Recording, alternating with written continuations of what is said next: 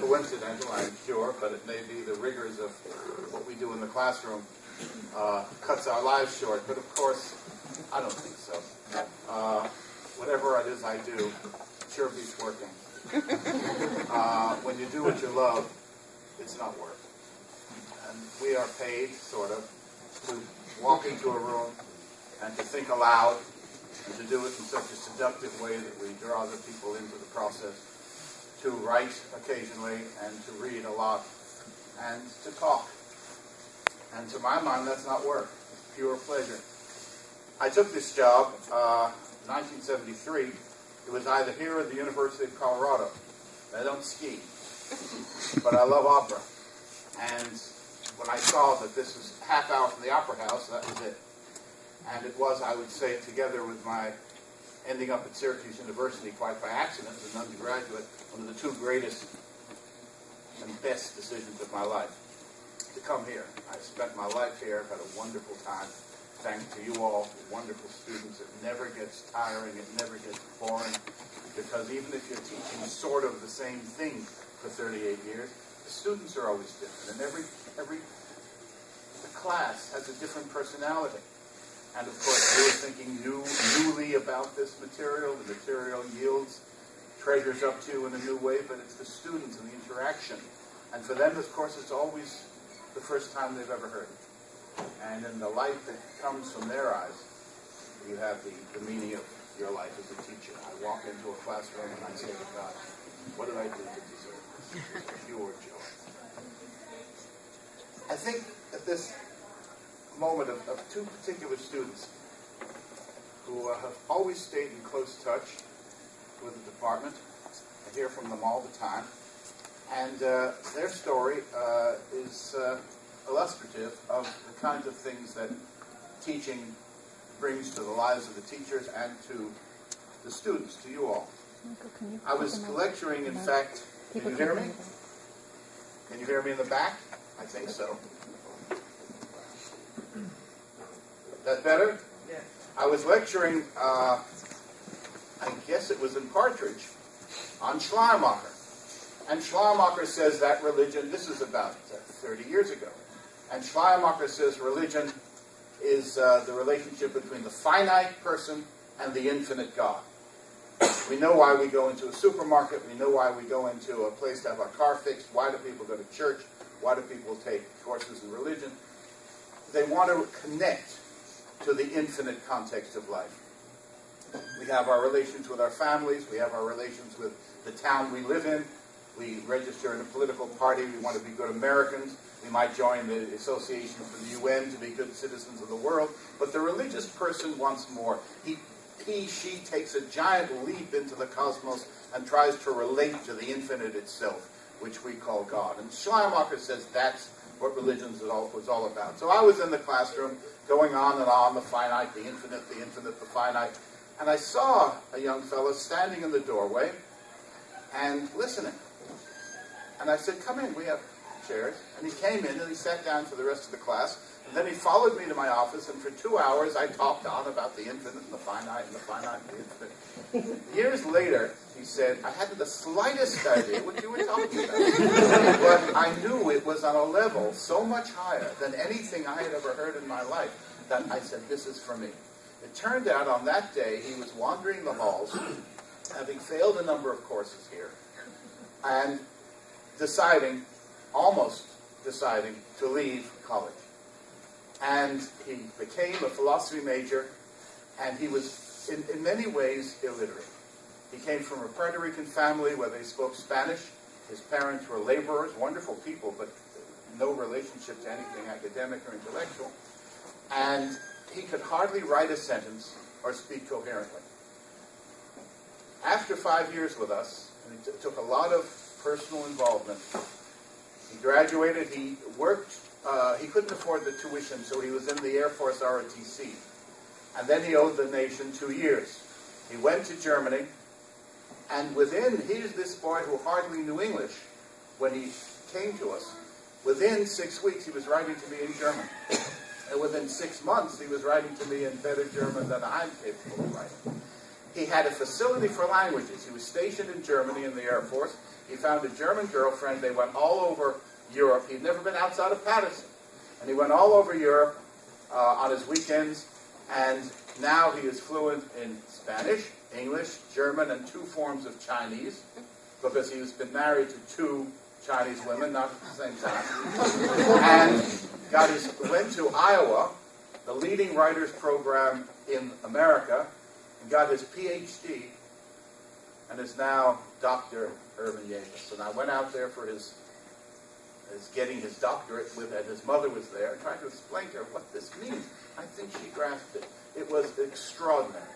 Another fellow who is now a psychotherapist in Miami, a Cuban kid, also came to us with very limited ability in language, got his PhD in existential psychoanalysis, no less, and now has a practice in Miami. And he took me to New York one day, and to show me what Montclair meant to him, we walked down a block between 9th and 10th Avenues in what's called Hell's Kitchen. And there were his friends, the kids he went to school with, nodding away under the influence of one drug or another. And he greeted them all, and we got to the end of the block, and he was getting very emotional. And he grabbed me by my lapels, and he said, "You see, I had to get out of here." And your department in Montclair State enabled me to do that. And he lives today in a world utterly removed. It might as well be on another planet from the world in which he was using and selling drugs and involved in the whole half world of Hell's Kitchen. And now he's a distinguished psychotherapist. This department caters to people generally who are the first people in their families who have gone to college, and as you all know, can be the entrance into a whole new level of life. What is it that I said to that fellow after the Schleiermacher lecture? I don't exactly remember, but the gist of it must be the same thing that I believe in and talk about frequently, that our whole department believes in. That life is not just keeping appointments and running errands. It's got to mean something. It's got to be about something. And that's what philosophy and religion are about. It specializes. These disciplines specialize in meaning. And people need meaning the way they need air, the way they need water. There is a yearning for that to discern that which, as Kant says, runs through and holds together our whole experience. Religious people call that God. You can call it being. Whatever it is you want to call it, it is what human beings search for, what I think people are here to search for. And the search itself is its own end, a life of that kind of searching, of what Heidegger calls unhiding being itself. You can do that whether you're a doctor or a lawyer or a gas station attendant, whatever it is you go into, because to me religion and philosophy are not what you do, but how you do everything that you do. It's the how, not the what. And Schleiermacher said religion, at least, isn't doing, and it isn't knowing, because in religion you can't really know anything. It's feeling. It's personal experience, personal encounter with the depth dimension of existence. And I've reached into my dotage, no doubt, because I'm going to quote my own book. And I have one page here that people have written to me about that apparently they think is the best page in the book. Of course, I didn't write it. It's a quote. And people ask me when I decided to go into the field of philosophy and religion. I was a philosophy major. To me, religion and philosophy are two ways of talking about the same kind of ultimate issues. I'm more the continental school of philosophy than linguistic analysis. It's not so much what does the word God mean to me, but what is the experience that we call experience with God? What is that about? So an existential turn of mind is what I think philosophy is about. In any case, people ask me when I first decided to become a philosophy or religion professor. Well, I didn't exactly decide when I was 5 years old, but I had a religious experience when I was 5. And then, I'd say 2 years later, my mom gave me a book called The Little Island. And I quote from that book in my book. And this is what I say. It was a large picture book titled The Little Island. Similar brightly painted scenes appeared on every page. There were views of a small island in the midst of the sea, a grassy meadow, a copse of trees, an outcropping of rock. One day a picnicking party arrives in a sailboat. With them is a black cat with enormous eyes and a tiny protruding tongue. The cat explores the island and inaugurates a conversation with it. He taunts the little island for being isolated, cut off from the land by the surrounding sea.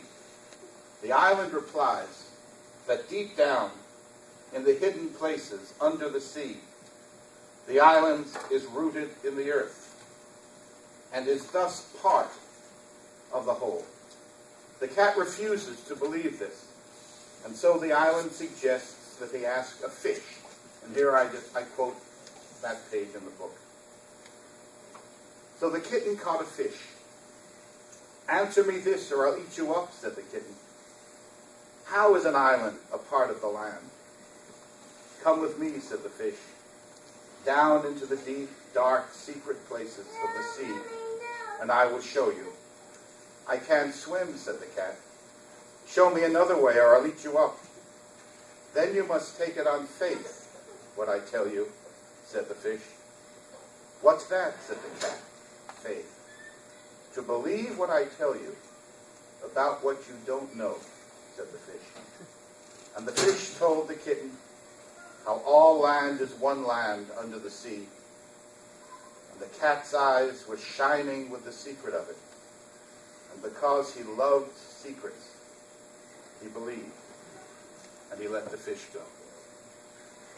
I think the revelation of that secret is what our department is all about. Whatever it is you do for a living, and however it is you spend your life in terms of your career, it can be done religiously, philosophically, and for me those are two ways of saying the same thing. You can dwell in the depth of yourself. It's not what you do. Religion, philosophy is how you do it. The consciousness you bring into the world, into the running errands and keeping appointments. So it's not just, we're not just like little bugs running over the surface of the earth, but actually emissaries of a higher vision, of a deeper sensibility, and opening up that dimension of depth existence, of feeling profoundly, of noticing things. The Buddhists say to be mindful of this wonderful world that we have for a season. It's passing. And so much about life and so much about love is made poignant and tragic and beautiful because it's passing. I don't think an eternal love would really be love. It's death will cut it off. And we're here just for a moment. But for that moment, we can embrace each other and this world that we have, and this whole, even the miracle of snow on a day like this is just extraordinary. And when it snows in October, you notice. You don't notice in December or January. By January, we're impatient with it already. But we're surrounded, as the religionists would say, by miracles. And we walk through that world of miracles sightless. If our courses have made you a little more sensitive to the miraculousness of the everyday, to the depth and the beauty of life, then that's exactly what we're here for. And like George Brantle, after a lifetime of doing this, I ask no more than to die between classes. As a matter of fact, my chosen death, which I hope will not be for 100 years, would be in class, and I say, Lord, if my interpretation of Scripture, this passage is correct, call me home now.